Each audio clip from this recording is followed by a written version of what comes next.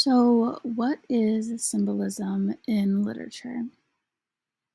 Symbolism is basically one literary device out of many literary devices that authors use in order to create images in their writing and therefore images in a reader's mind. So, symbolism is basically a literary device where authors take abstract ideas such as love, beauty, peace, and they convert those abstract ideas into physical objects. And so, one example of this can be seen with the abstract idea of love. One way in which this could be symbolized into a physical object is through perhaps a rose. So, something that authors often do once they have picked their symbol and they have made it clear to their readers that this is an important symbol in their story, they will often modify the physical object in order to indicate a shift in the abstract idea that they're trying to talk about.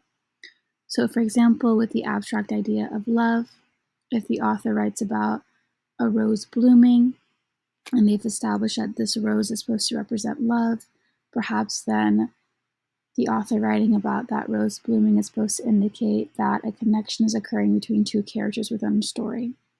If the author writes about that rose, that very same rose starting to wilt, that can indicate that a relationship between those two characters is going to end. If an author writes about those very same roses catching on fire, that can indicate many things, one of which is that relationship is over. So, what are some examples of symbolism that Renee Watson uses in her book, Piecing Me Together? One symbol that Renee uses often in her book is collaging, and she uses this physical object of collaging in order to represent the abstract idea of inner thoughts.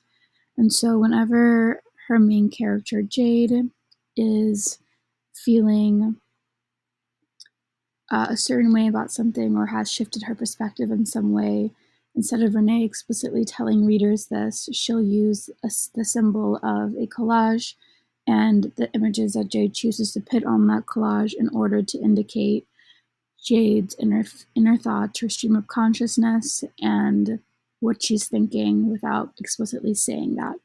And what this enables Watson to do is create a lot more images in her writing and makes it a lot easier for readers to imagine her story and the world that she's trying to create in her novel.